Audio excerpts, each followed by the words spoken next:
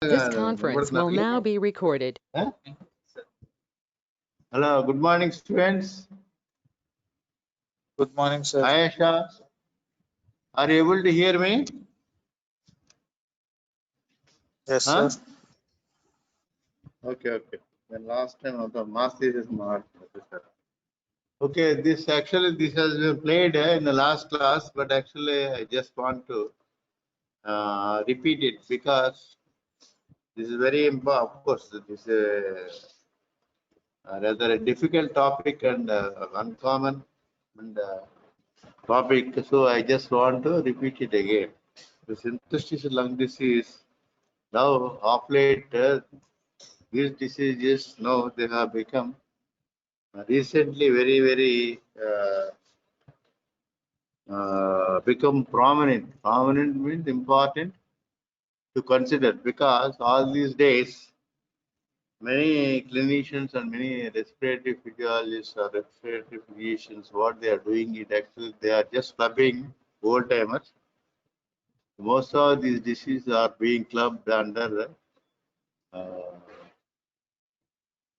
pulmonary tuberculosis and other diseases. But now they are given a good actually pathophysiology and classification and a varieties of treatment. Varieties of treatment they are giving so that we can also treat this interstitial lung disease fully, more or less fully, or satisfactorily. Otherwise, previously what was happening is the thinking pulmonary tuberculosis, they are giving INH and rifampicin other drugs, but they are not able to control.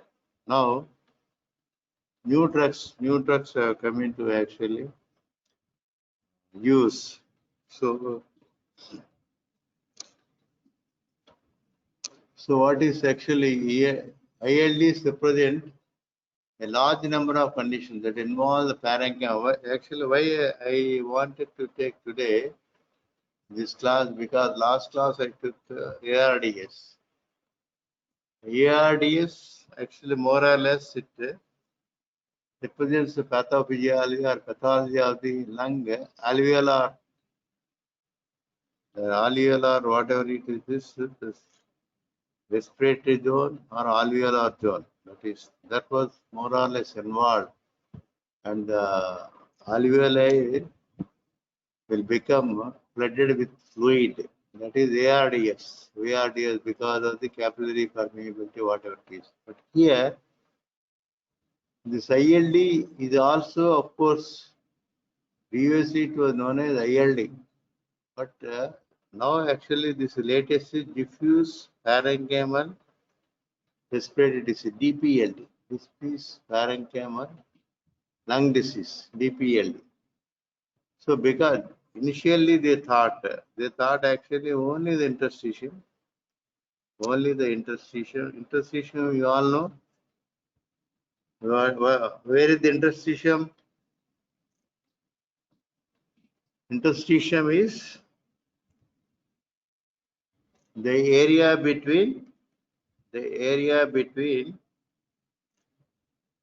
alveolar epithelium, and the capillary endothelium of the arteries.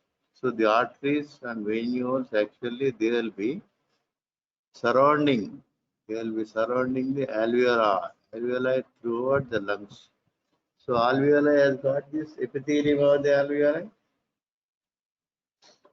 lined by the pneumocytes, and here of course the capillary endothelium. So both there is a place. Actually, this was not thought to be a set of diseases previously about 50 years back. Of late, now the respiratory physicians have thought that this space also can be infected, or maybe a cause of many diseases, like connective tissue disorders, maybe effect, not actually cause. Effect. Effect means that because of the diseases that intersystem is affected. The effect of many diseases, many diseases like pneumoconiosis, connective tissue diseases like that. So this is also involved. This is also involved to create problems in the lung. So I often identify interstitial diseases and the X-ray test focuses the diagnosis approach of one of the ILDs. So now actually the alveoli here also previously they thought only interstitial. Now actually both the alveoli are also involved. Alveoli are also involved, and then intersystem is also involved, and endothelium of the capillaries is also involved. So actually the interstitium is actually a tissue that actually that supports the lung. That supports the lung throughout the lungs on both sides. Very, very important. So interstitial lung diseases were considered to be rare in the past, but now it constitute about 10 to 15 patients of the respiratory disease. Actually, now there are about more than 100 varieties of the interstitial lung diseases have been known. The constitute about 10 to 15% of the patients. So it's very, very common. But of course, most of them, they are idiopathic. And actually, IPF, pulmonary fibrosis, is the most common form. Most common form of the idiopathic pulmonary fibrosis is actually most common form of ILD. So what are the categories? There are so many causes. There are so many causes of interstitial lung disease. The known causes are there. Like both the inflammation is there, alveolitis is there, and is causing fibrosis. What are the known causes? Fumes and gases, amiodarone, chemotherapy drugs, asbestosis, radiation, aspiration pneumonia, and a residual of acute respiratory distress syndrome. They are all forms of interstitial disease, causes of interstitial disease. So what are the various types of interstitial disease are? One is idiopathic interstitial pneumonias, idiopathic IPF, that is idiopathic pulmonary fibrosis, acute interstitial pneumonia, cryptogenic organizing pneumonia, that is also known as BOOP or COP, non-specific interstitial pneumonia, idiopathic lymphocytic interstitial pneumonia. So many varieties of interstitial lung disease are there. And there are eosinophilic pneumonias are there, lymphangioliomyomatosis. Of course, some inherent also cause this problem, tuberous sclerosis, neurofibromatosis, Niemann-Pick's disease, Gaucher's, and Hermansky-Kodak syndrome.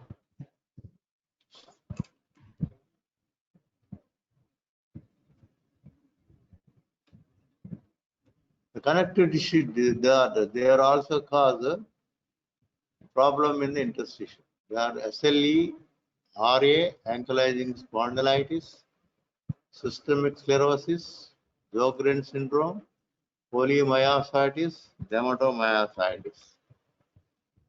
Of course, alveolar hemorrhages, amyloidosis, Crohn's disease, graft-versus-host disease. They are all causes of interstitial disease. Hypersensitive pneumonitis, and the unknown causes are sarcoidosis is also very common. Sarcoidosis is also one of the causes of interstitial lung disease. Bronchocentric granulomatosis, granulomatosis with polyangiitis, that Wegener's granulomitis, eosinophilic granulomatosis, polyangiitis, that Church disease. So what is the pathogenesis? This is very important. That's why actually I want to take today. What is more important is exogenous and endogenous stimuli, like exogenous like fumes, gases, endogenous stimuli like so many these are the corrected, these are the problem.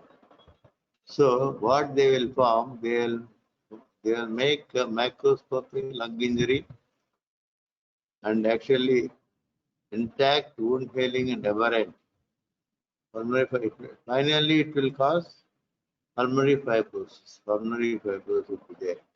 So what are the exogenous? Exogenous are drugs. Sorry, this dust, fumes, cigarette smoke, autoimmune conditions. And endogenous, of course, endogenous autoimmune, they are all endogenous drugs. Of course, endogenous infections are endogenous, radiation endogenous, other diseases. So both exogenous, endogenous, they are work as stimuli. Stimuli in the pathogenesis of pulmonary fibrosis. Idiopathic pulmonary fibrosis, IPF, is the most common interstitial lung disease.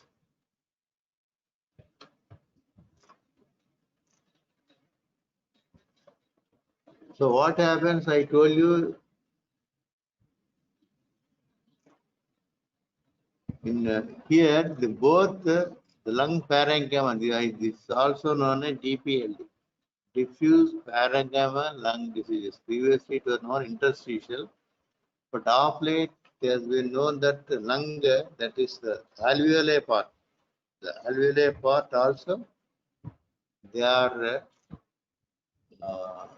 affected. They are affected with the interstitial lung disease. That's why it is also known as DPLD, diffuse parenchymal lung diseases. So what are the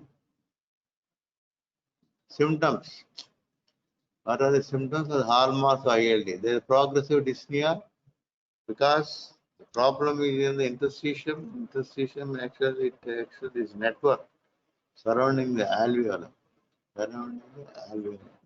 So because of the fibrosis that is occurring in the interstitium, so there actually the expansion of the lung restricted. Expansion of the lung is restricted. So there will be restrictive pathologies there. There will be restrictive pathology, unlike the obstructive pathology in case of COPD and bronchial asthma, where bronchi actually they get constricted and the patient expires here. But here, because of the fibrosis that is occurring in the interstitium and which is actually surrounding all over the lungs, it will restrict the alveoli to expand. So the restrictive physiology of pulmonary function test. Of course, diffuse infiltrate ground glass opacities, because here, just like ARDS also, they are actually exudate enters into the alveoli. So it will cause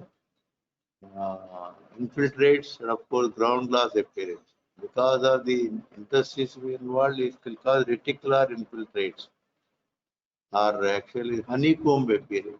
Find in the X-ray honeycomb appearance because of actually the involvement of the interstitial spaces.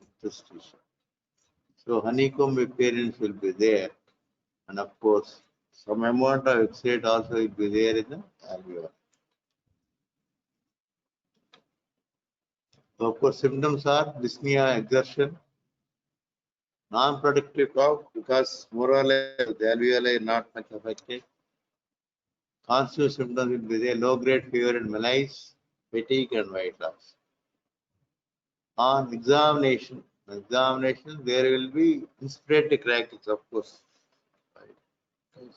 Alveoli are also affected, I told you. So what are those crackles known as? What are those crackles? When you auscultate, both the bases in the interstitial lung disease will hear crackles. What are the crackles are known as? Harika, Ayesha. Yes, sir. What are the crackles known as? So, There is a name, the bibasillary inspiratory crackles.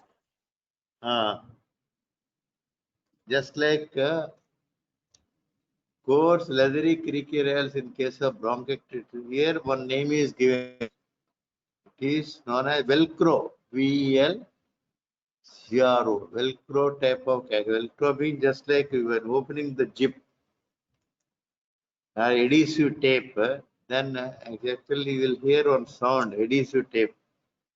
If you separate, then they will hear some sound. That is known as Velcro type crackers. Of course, clubbing is there, and then new onset of clubbing may indicate the concomitant development of lung, of course. That is there, but actually here also clubbing is also one important finding. Clubbing is also one important finding. Cyanosis, of course, will be there. What is more important in where interstitial lung disease is important? Medical history. Medical history means you have to focus on environmental and occupational history. Occupational history means that the patient is exposed to asbestosis or asbestos. The patient is exposed to beryllium. So like that. Or the patient may be working in a fields, like that, or dust, like that. There are occupation is very important, very important. And of course, laboratory tests are peripheral blood eosinophilia, and then serological blood testing.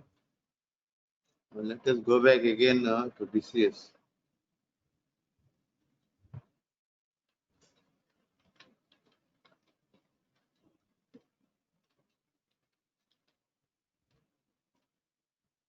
Here, important, this known causes are the fumes and gases, antibiotics like bleomycin, amiodarone, pristine, and then nitrofurantoin, gold.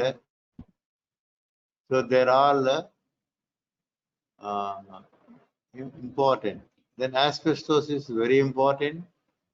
Aspirate pneumonia, GERD. GERD is actually one important disease where actually because of the microaspirate that is entering into the lungs, that will cause actually this interstitial lung disease. And then smoking is related to smoking.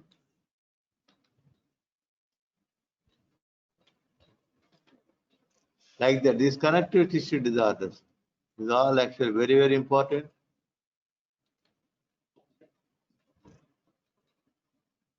And then gastrointestinal, that is GERD, is very important. And then sarcoidosis is very important disease.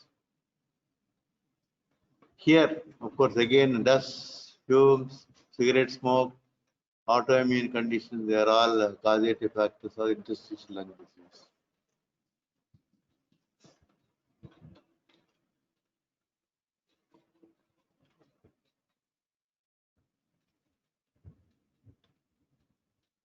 Serological blood testing for specific connective tissue disorders is done. That is ANCA. ANCA is done. Recurrent granulomatosis, macroscopic polyangiitis, anti-glomerular basement membrane study is also done. Case of Good-Foster syndrome. So pulmonary function test. Pulmonary function is of restrictive pathology. There are two types. One is obstructive variety, and the second one is restrictive type. So the classic findings of ILD are restrictive ventilatory pattern. So what will happen? Here both the FEV1 and FVC will decrease. The corresponding decrease with the corresponding normal or more or less equal FVC ratio. But whereas in case of obstructive type, that will be less. That will be less. The FE1, the FVC ratio will be less. But here, in case of restrictive variety, because both are decreased, the forced expiratory volume and vital capacity, forced vital capacity are both decreased. So there are more or less normal. Sometimes it may be elevated. The total lung capacity, force will be less, 80% predicted values will be there. Decrease in the DLs. Arterial blood gas analysis should be done, and it will show less of PaO2 or SaO2 may be normal at rest. It may be normal at rest. It may be normal at rest.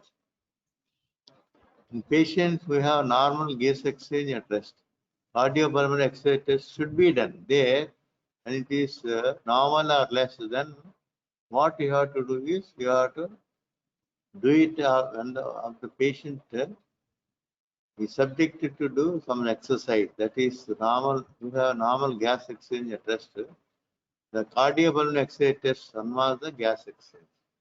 Like here in case of here, what we do in COVID-19, what we are doing routinely is we'll check up the SpO2 and again ask the patient to walk for 6 minutes. That is 6 minutes walk test. 6 minutes walk test. There the SpO2 will actually decrease. Will decrease after exercise. The SpO2 will decrease. Otherwise, what happens that the patient will be just walking, doing things normally, looks normal. That is happy hypoxia. Happy hypoxia in case of COVID-19. So if you ask the patient to walk, that is 6 minute walk test for 6 minutes. And again, if you test the PaO2, the PaO2 will be definitely less. It will be less than 94 or 92 like that. So that it indicates that there is some amount of fibrosis. Like in cases COVID-19 also, the interstitium is more or less more affected there in COVID, just like in ILD. So the patient will develop low SpO2. So here also in ILD, if you ask the patient to walk, or if you ask the subject the patient to cardiopulmonary exercise test, CPET, or like 6 minute walk test there, definitely this SpO2 will decrease. So one of the main features of ILD is the abnormal stereograph. So it will show reticular because the interstitium involved. The reticular involvement, it looks more or less like honeycomb appearance. Honeycomb appearance will find. Of course, nodules also will be there. A reticulonodular pattern will be also there. The standard chest radiograph may appear normal in up to 10% of the patients. High resolution CD is the definite diagnostic test. High HRCT is the definite diagnostic test. Is the imaging modality of the choice.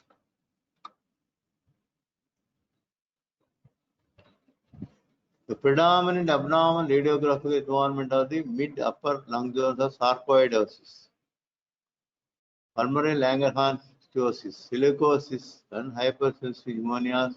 More or less, they will affect the upper lung zones. The bases are involved in idiopathic pulmonary fibrosis. The pleural base reticular infiltrating lung bases will be found mostly in IPF. And lymphadenopathy will be detected in case of sarcoidosis and lung cancer, berylliosis, and amyloidosis. The spontaneous pneumothorax is associated with cystic ILD, lymphangiomatosis, or pulmonary Langerhans cell histiocytosis. Spontaneous pneumothorax may occur. So bronchoalveolar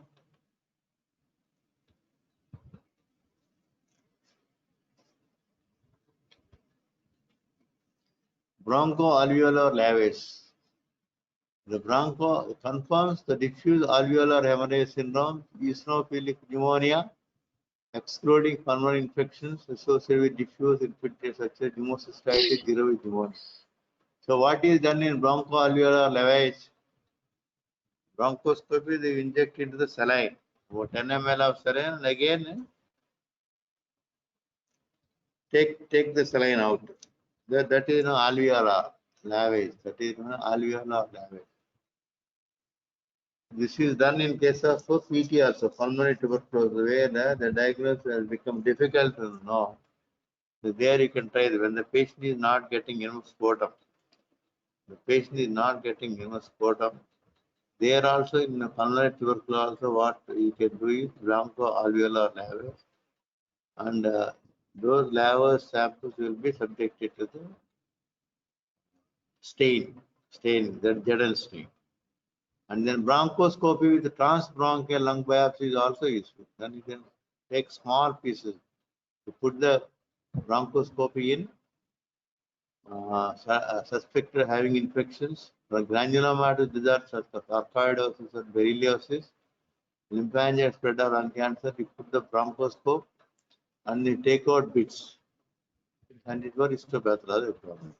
Transbronchial lung biopsy is not useful. Surgical procedures. So what is more important is surgical procedures also can be done. That is, VATS, video assisted thoracoscopic surgery. Biopsy can be taken through VATS. That is less morbidity will be there. Open thoracotomy, you need not open all the chest. You need not give a big incision. Small incisions can be given, and then this can be done. VATS can be done. And of course, it is better tolerated. In certain instances of idiopathic interstitial pneumonia, IPF, a confident clinical diagnosis may be made without subjecting the patient to a surgical lung biopsy. And both the clinical finding and HRCT features are important. So there you need not do it, you need not do this VATS. Simple history is very important and clinical features. So what is the management? Patients come with the dry cough, breathlessness, Velcro crackles. That is adhesive tape, remove crackles. So you can suspect interstitial lung disease. We subject the patient to chest radiograph. Chest radiograph will show reticular nodular or reticular infiltrates in a ground glass pattern, just like COVID. Pulmonary function, to subject the patient to pulmonary function test, it will show restrictive pattern. Reduce DLCO. Of course, finally, you can subject the patient to HRCT. Then it will be known as mild patchy lung involvement, or HIRAR and mediastinal lymphadenopathy is there. And then sarcoid, then it's known as mediastinal lymphadenopathy or hilar lymphadenopathy. It will suggest you of sarcoidosis. And then surgical biopsy can be done. Transbronchial surgical biopsy can be done and diagnosis established. If it is uncertain, of course, you can palliate treatment is there. So HRCT, an extensive lung development involvement is there, no lymphadenopathy, characteristic radial findings are honeycombing. Honeycombing is because of the reticular pattern. Because the reticular pattern is shown in X-ray as honeycombing, HRCT, and X-ray also. X-ray also you can see it as honeycombing type of pattern.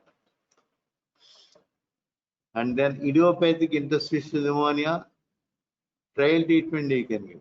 You can give trial treatment. If it is poor, palliative. If it is good, continue. Objectives of management. It provides symptom relief. It slows down the progress of the disease. It prevents complications. It will improve the quality of life. It will prolong survival. It prevents treatment complications. Of course, palliation also can be given. So, what are the drugs? What are the drugs that are used? Treatment of primary ALD, anti-inflammatory drugs like corticosteroids. Corticosteroids can be given. And azathioprine, cyclophosphamide. Antifibrotic agent, colchicine, they are trying. They are giving good results. Pirfenidone also it can be given here also. In Ashram also I think they are giving. Pirfenidone they are giving. And then of course pentoxaferin is a known drug. Difenhydramine is also a known drug. Interferon gamma, and of course they are also giving good sentence. Like colchicine we are giving. Pirfenidone, we are giving pentoxifenone, we are giving in our center. Of course, corticosteroids, they are also available. Antioxidant agents like NSC16 also we are giving. We are giving nitric synthase inhibitors are given. Of course, supportive and symptomatic treatments are oxygen we are giving. Vasodilators, diuretics, antibiotics. Respect to second input. Idiopathic pulmonary fibrosis is very good. Of all the interstitial disease, actually we have to discuss. A chronic and relentlessly progressive disorder, symptoms of breathlessness, non-productive cough. On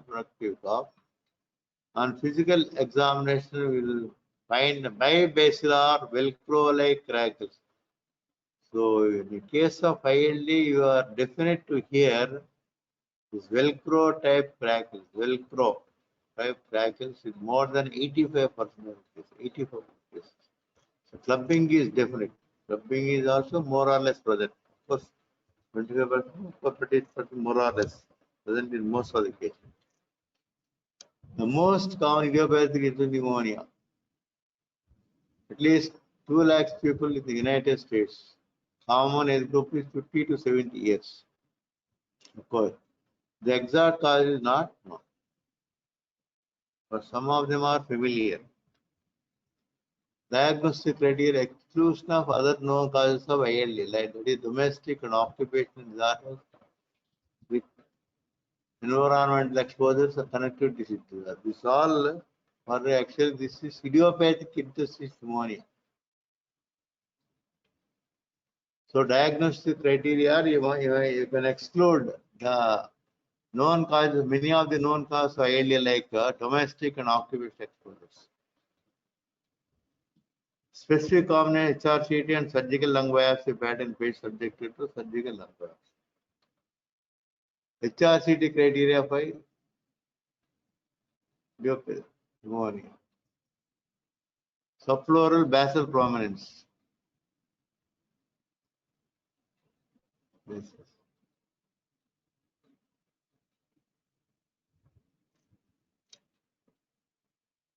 Subpleural basis. You can see this reticular type of pattern. Honeycombing with or without traction bronchiectasis. Some amount of traction bronch.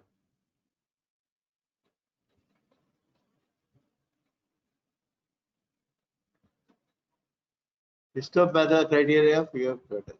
Evidence of marked fibrosis, honeycombing, patchy involvement of the lung, presence of fibroblast foci, absence of feature size of UAP,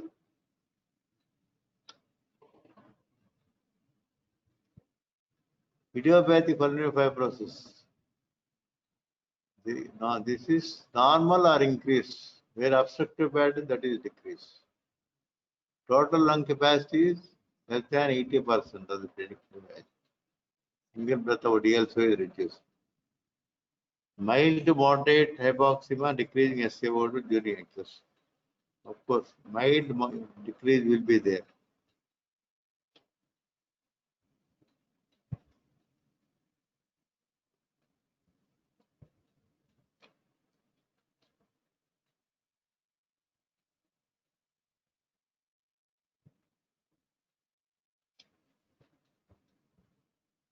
Predictors of reduced survival in IPF, because emphysema is present, coexisting emphysema is present, and one of the important complications of pulmonary hypertension will be there, and reduced FEC, TLC, DLC at the time of diagnosis. There are the predictors.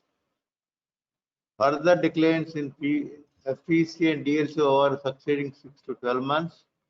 Significantly reduce the distance during 6-minute walk test. That is, 6-minute walk test is very, very important. Very, very important. Because the patient may be looking normal more or less. Then if you subject the patient to 6-minute walk test like what we are doing in COVID, then definitely that will The patient will develop actually dyspnea. Sometimes maybe cyanosis also. So, what are the causes of death? Is coronary artery disease, lung cancer, infection, pulmonary embolism, acute.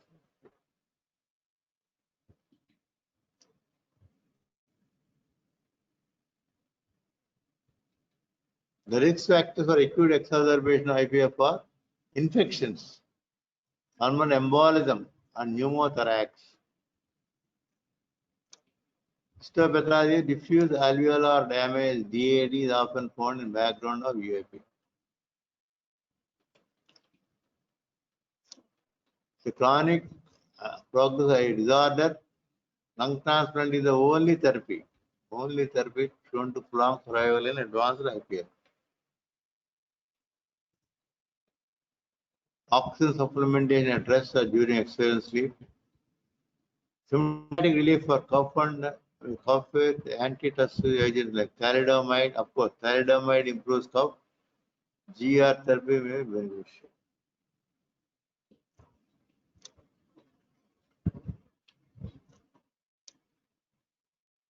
This is one of the latest drugs, nintedanib. Nintedanib actually in first trials were randomized, double-blind trials are there. So it's also given along with pirfenidone. This also can be given. Anti-fibrotic properties that are mediated through the inhibition of tyrosine kinase receptors. Pirfenidone, this trial actually this became very popular. Now also we are also giving here.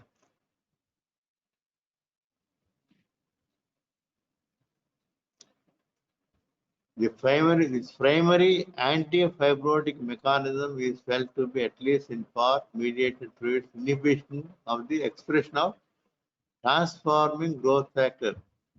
It is anti-fibrotic drug. Lung transplantation for patients with ILD exhibiting progressive physiological deterioration.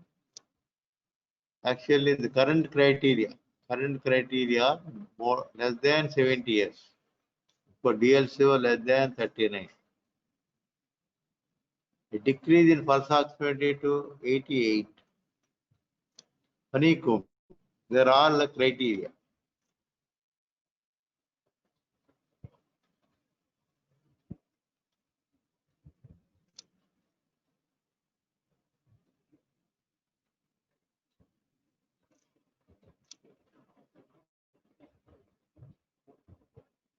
Very bronchoscopy ground glass. Associate reticular pattern. A reticular pattern is also there.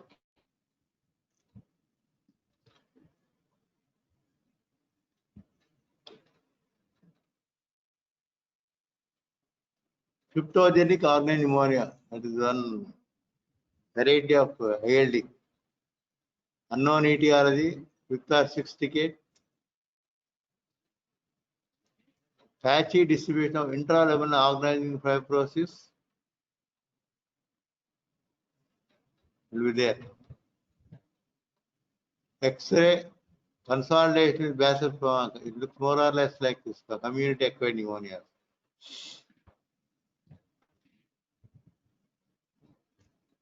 Consolidation. Look consolidation.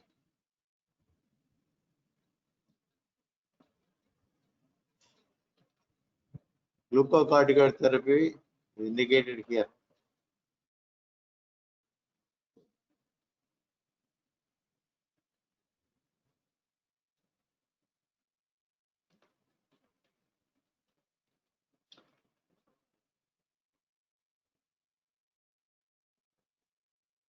Interstitial lung disease and connective disorders.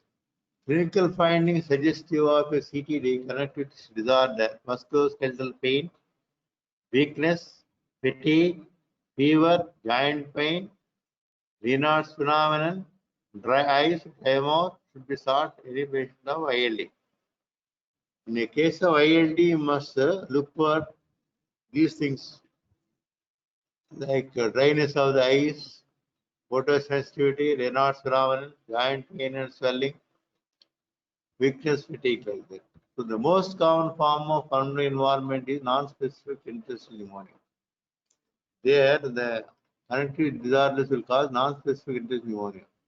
For the majority of CDD's recommended trial treatments, the ILD include glucocorticoids, drug-induced ILDs are like cytotoxics, nitrofurantoin, gold, penicillamine, amiodarone, paraport, and radiation. Amiodarone is very common. It causes lung fibrosis or ILD.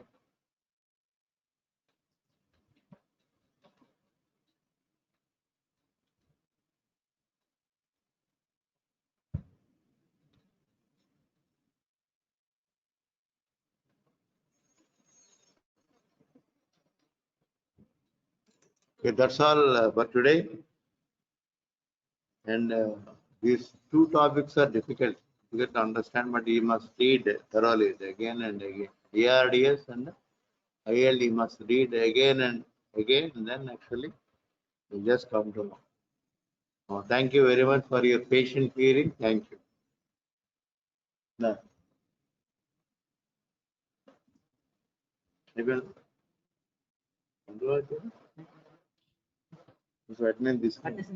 Okay, thank you. But కింద ఉన్నారా ఉంటారా అవుతా కింద ఉంటా sir ఉందని చెప్పాను sir రకరకాల కూర్చుంటాను